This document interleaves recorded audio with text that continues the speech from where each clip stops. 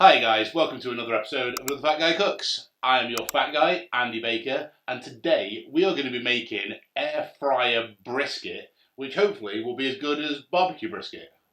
Hopefully. Let's go.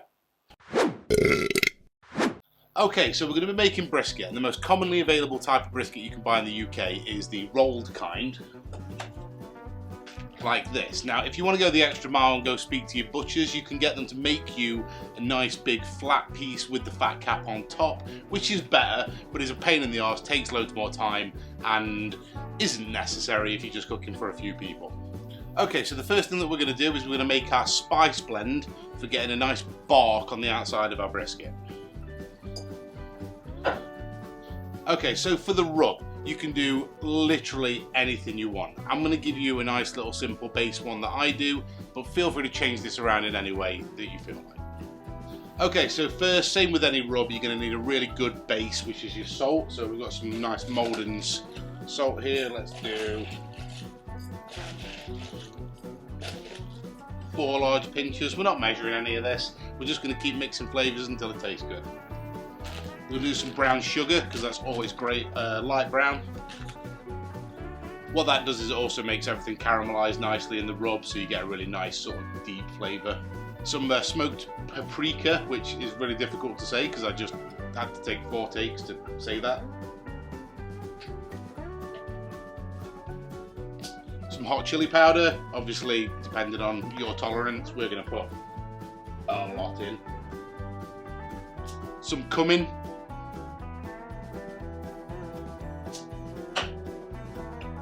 Shitload of garlic, obviously again to taste we're going to use loads. Some garlic pepper, which we're just going to throw in as well because I need the pepper, and extra garlic ain't going to kill anyone.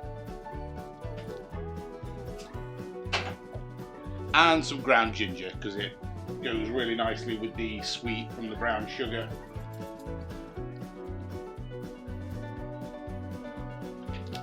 There we go. So we're going to give that a nice little whisk. If you go back through my previous episodes to the start, we actually did an episode where I made a brisket with blue cheese coleslaw. I think it was like episode 34. I'll put the link down in the description. That was done in the oven, took loads longer. This is a nice quick easy way to do it in your nice little air fryer, so you can punch it out in like an hour, whereas you do it in the oven, it's going to take you like 4 or 5 hours. Okay, so just to prove that I'm not full of shit when I'm saying that like eating raw rub actually tastes good, I'm going to bring in my good friend Carl Mann from the Last Rites podcast, and he's going to come and try it and hopefully agree with me. Hi. Now you got 2 fat people, twice the lard for your money. Try a pinch of that. Eat a pinch of that. Tell me if it tastes good. It'll be strong, but tell me if it's good. It is good. Yeah. You wouldn't want to just eat handfuls of it.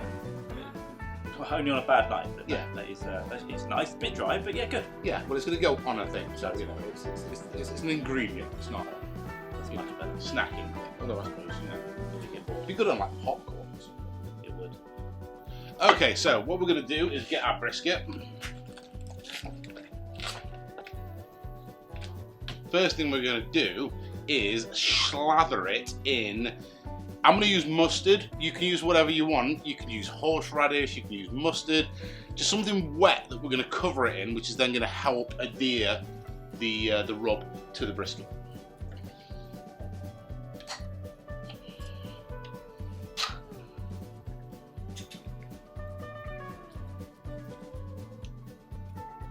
As I say, you can use any sort of mustard you want. You can even use like tomato ketchup. I mean, that'd just do the job. You just get a slightly different flavour.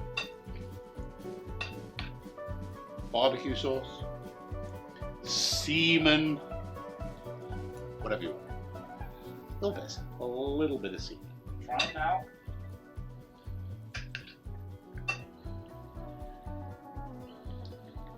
And don't forget to fully slather your bottom. So we're going to put a nice big layer of foil down, and we're also going to do a second layer on top. Because for this brisket to stay super juicy, because we're cooking it so quick, we want it to retain all its fluids. So to do that, we're going to pressure cook it. We're going to pressure cook it in the air fryer to start off with. That'll cook it through and make it nice and tender and fall aparty and awesome, but it won't lose any of its juices, which obviously is exactly what you want. So I'm going to put some rub down, and he's going to sit on there, and then we're going to cover the rest of it. I'm also looking for investors so we can get things like hot water and good editors and better friends and, you know, stuff like that. So Patreon will be back up soon. Right, now we're just going to smash all this rub on.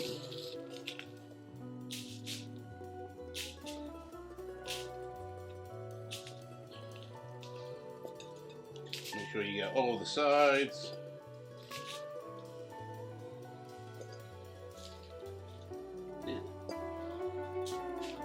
Can't see what I'm doing on this side, I'm just hoping for the best.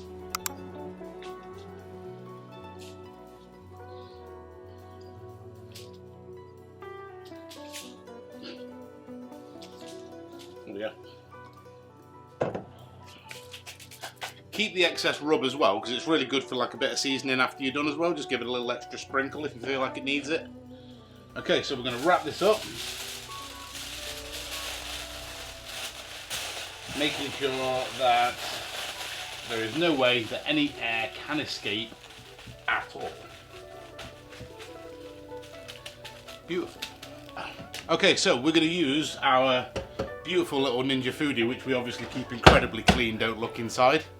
Don't look inside. We're going to use the pressure cook option. So we've got a little basket inside here. Obviously we need some fluid in there to use the steam from, to steam everything off. And we're going to use Guinness because I bought too much of it, and excuse me, and I don't know, man, I like a pint of Guinness, but it's just not the same out of a can.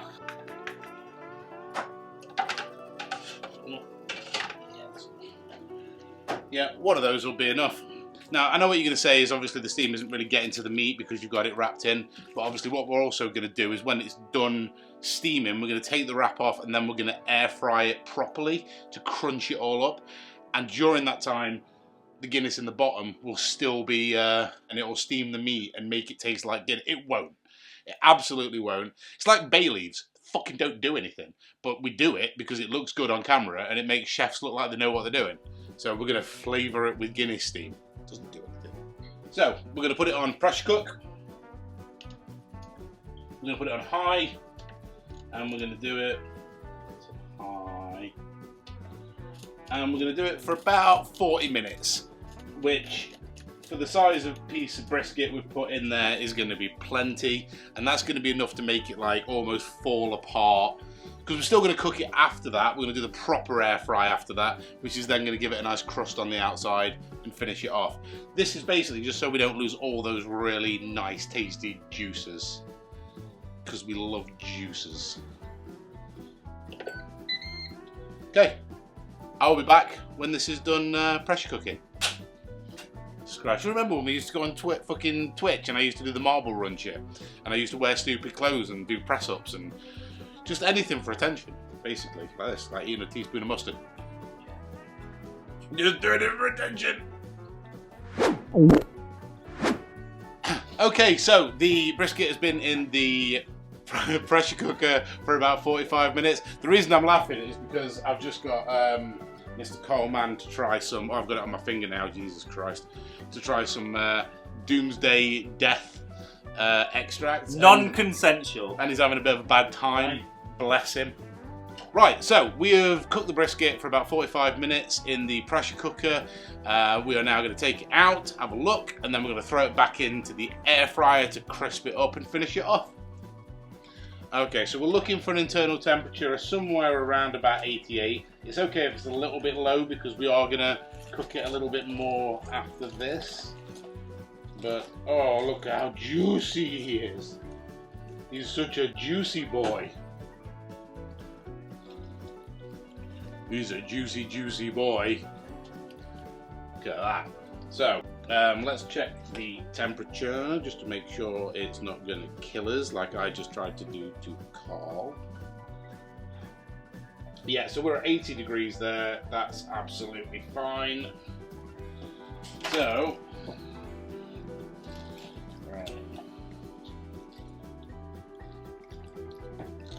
I'm going to get the brisket back in here. We're going to keep this because this is our lovely like jus.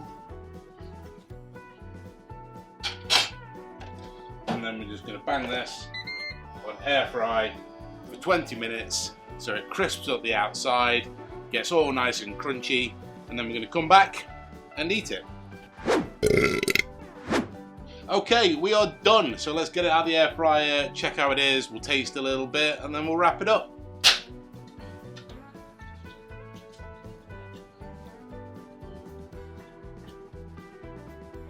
There we go.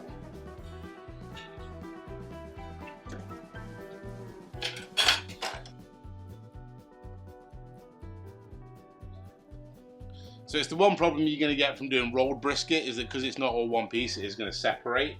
So you do end up like with two pieces, which isn't the end of the world. So let's slice him open and see what we've got.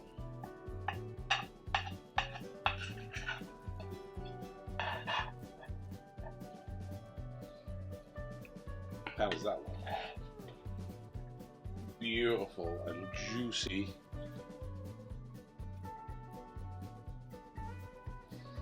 Right, come over here, Mr. Carl.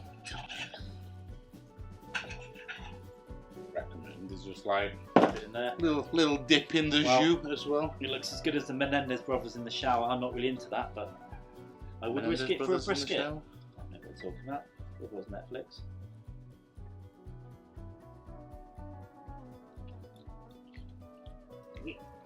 If this was horrible, I'd lie. It's really fucking good.